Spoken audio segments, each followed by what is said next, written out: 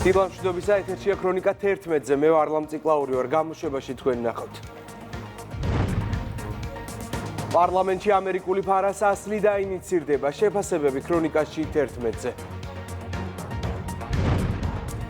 საერთაშორისო სარეიტინგო კომპანია S&P Global-მა საქართველოს სუვერენული რეიტინგი უცვლელ BB დონეზე დატოვა.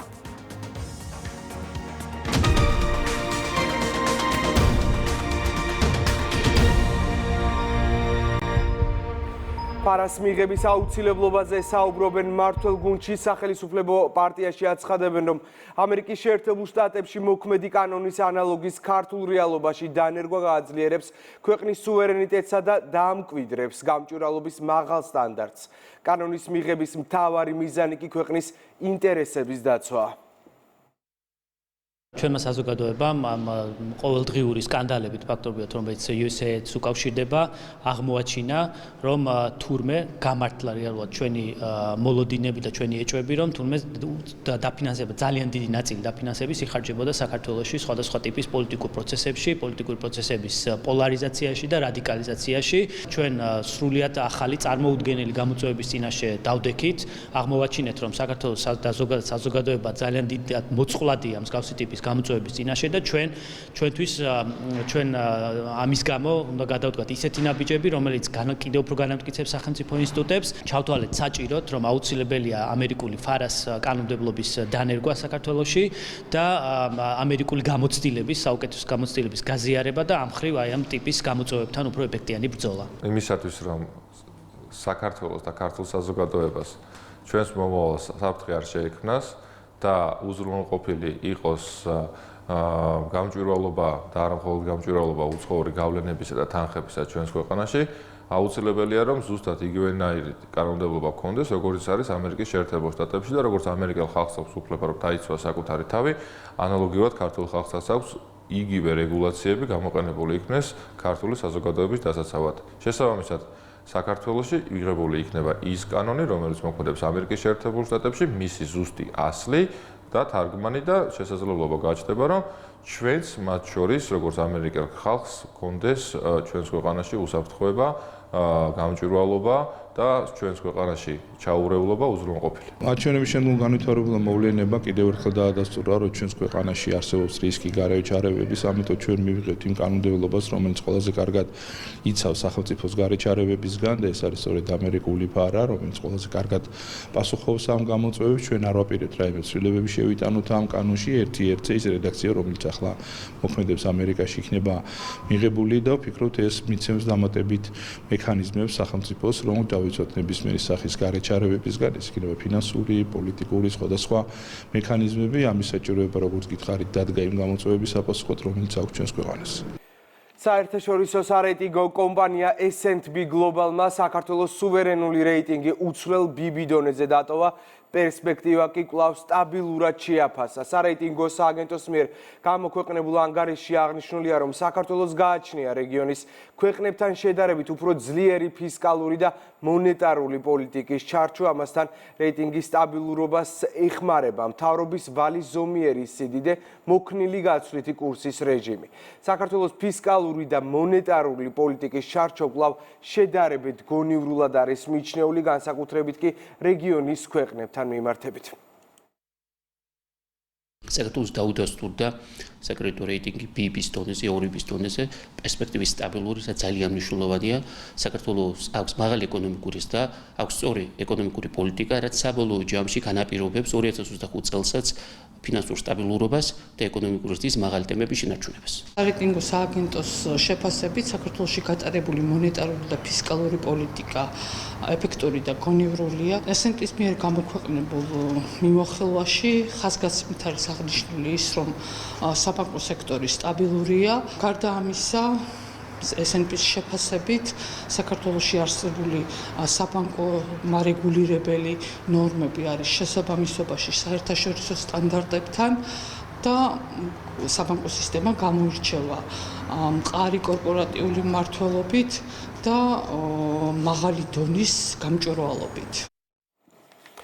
საქართველოს პარლამენტის თავმჯდომარე შალვა პაპუაშვილი სოციალურ ქსელში USAID-ის კორუფციის შესახებ დონალდ ტრამპის განცხადებას ეხმიანება. პაპუაშვილი წერს, რომ ყველა უცხოელმა, ვინც ებრძოდა გამჭვირვალობის კანონს, ბოდიში უნდა მოუხადოს საქართველოს ხელისუფლებასა და ქართველ ხალხს. დადგა დრო ყველა უცხოელმა, ვინც ებრძოდა გამჭვირვალობის კანონს, ბოდიში მოუხადოს საქართველოს ხელისუფლებას და ქართველ ხალხს. ვაშინგტონში ამერიკის საერთაშორისო განვითარების სააგენტოს შენობიდან აბრა ჩამოხსნეს. ვიდეო კადრები სააგენტო როიტერსმა გაავრცელა, მანამდე ამერიკის პრეზიდენტმა დონალდ ტრამპმა განაცხადა, რომ USAID-ში კორუფციამ უპრეცედენტო დონეს მიაღწია და ის უნდა დაიხუროს.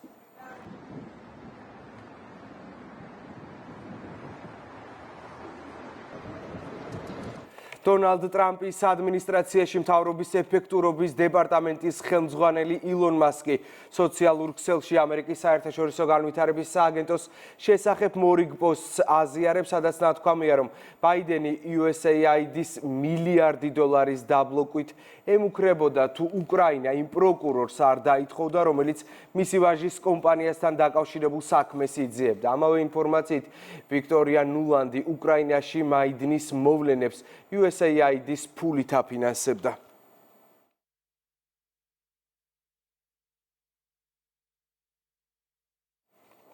კიდევ ერთ პოსტს ილონ მასკი ამერიკელ ჟურნალისტს კეტრინ ლონგზე აქვეყნებს, რომლის მწვავე პუბლიკაციამაც მთავრობის ეფექტურობის დეპარტამენტის წარმომადგენელი მარკო ელეზი აიძულა სამსახური დაეტოვებინა. კეტრინ ლონგი ჟურნალისტი, რომლის ხმაურიანი სტატიის გამოც ჩვენი თანამშრომელი სამსახურიდან წავიდა, USAID-ის თანამშრომელი აღმოჩნდა.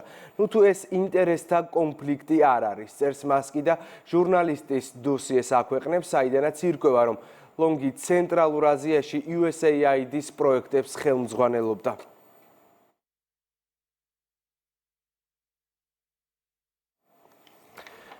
ბათუმში ოცნების ქალაქის მშენებლობის მეორე ეტაპი იწყება, ღონისძიება ამ წუთებში უნდა დაიწყოს და მას პირდაპირ ეთერში გთავაზობთ.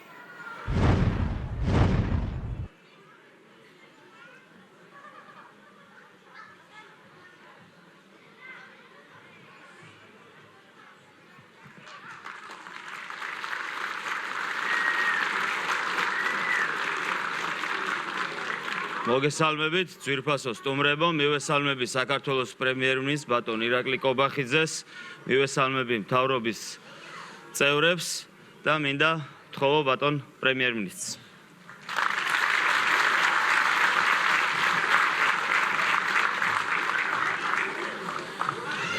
მოგესალმებით, მივესალმები აჭარის ავტონომიური რესპუბლიკის მთავრობის თავმჯდომარეს, მივესალმები ავტონომიური რესპუბლიკის უმაღლესი საბჭოს თავმჯდომარეს, მივესალმები აჭარის ავტონომიური რესპუბლიკის ხელისუფლების წარმომადგენლებს, ჩვენს მინისტრებს, პარლამენტარებს და რასთავარია მოგესალმებით ბათუმელებს, იმ ადამიანებს, რომლებსაც პირველ რიგში გეზღვნებათ, რა თქმა უნდა, დღევანდელი ღონისძიება. მე მინდა ყველას მოგვილოცოთ დღევანდელი დღე. დავითობა, დავით აღმაშენებელი არის დავით აღმაშენებელი არის საქართველოს გარბწყინების და გაერთიანების, გამთლიანების სიმბოლო და ყველას მინდა გისურვოთ ჩვენი სამშობლოს გარბწყინება და ჩვენი ქვეყნის გაერთიანება და გამთლიანება.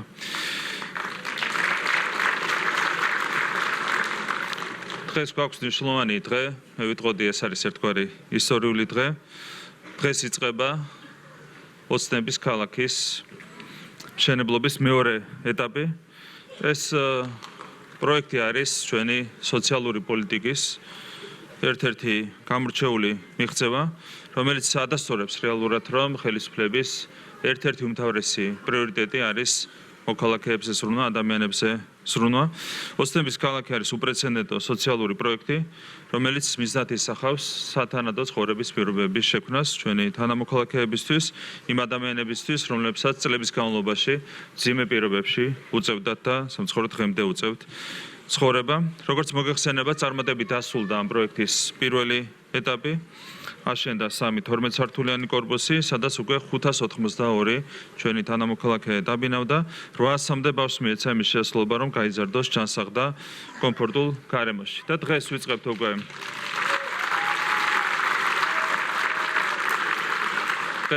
უკვე ამ პროექტის მეორე ეტაპს, რომელიც კიდევ უფრო მასშტაბური და ამბიციურია. ახალი გეგმის მიხედვით 19407 კვადრატულ მეტრ ფართობზე აშენდება 9 მრავალბინიანი საცხოვრებელი სახლი, რომელშიც 1077 თანამოქალაქე მიიღებს მინას.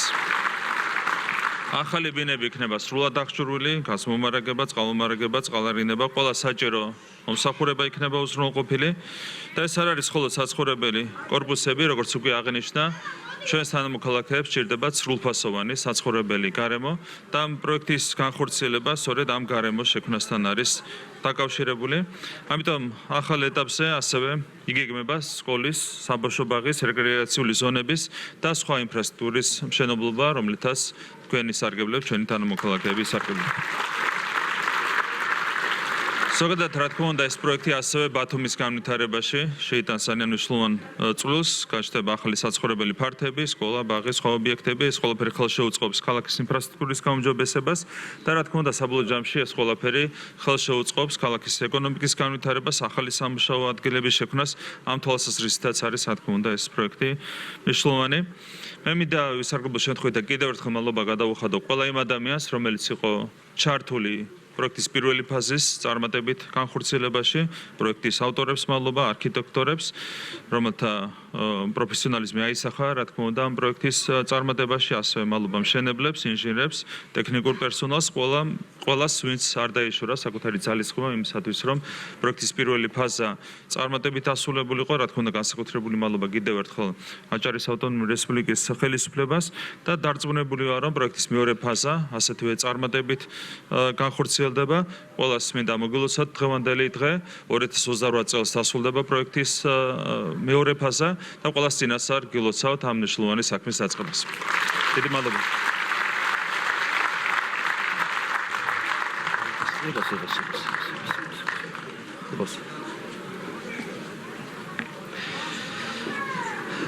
დიდი მადლობა ბატონ პრემიერ-მინისტრს და მინდა გითხრათ, რომ სულ რამდენიმე თვის წინ ჩვენ 582 ოჯახს ერთად გადავეცით ახალ აშენებულ კომპლექსში ბინები და მაშინაც და ეხლაც ბატონი პრემიერის უდიდესი მხარდაჭერით ჩვენ ვიწყებთ მართლაც ამ მასშტაბურ და ამბიციურ პროექტს, რომლის ფარგლებშიც ყველა ოჯახი, რომლებსაც აქ წლების განმავლობაში გაუსაძლის არაადამიანურ პირობებში უწევდათ ცხოვრება, ყველა მიიღებს ახალ საცხოვრებელ ბინას და ეს არ იქნება მხოლოდ უსაფრთხო საცხოვრებელი ბინა, ეს იქნება ნამდვილად ახდენილი ოცნება თუნდაც და მინდა თითოეულ თქვენგანს მოგილოცოთ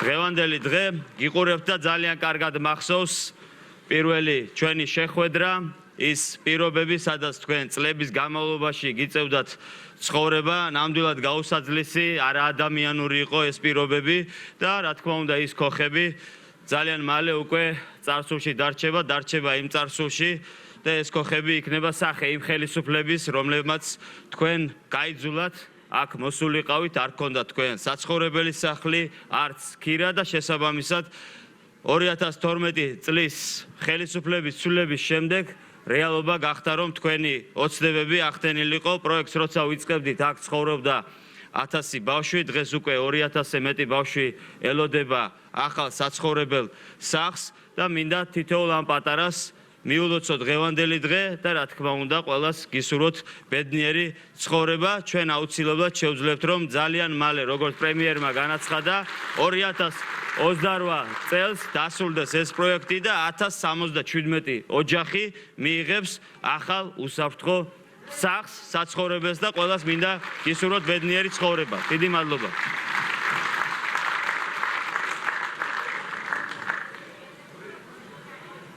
ეხლა კი მინდა ვთხოვო ბატონ პრემიერს კიდევ ერთხელ შევაწუხო და ასევე ვთხოვო კომპანიის წარმომადგენლებს, რომ ერთად საფუძველი ჩაუყაროთ ამ მშენებლობას.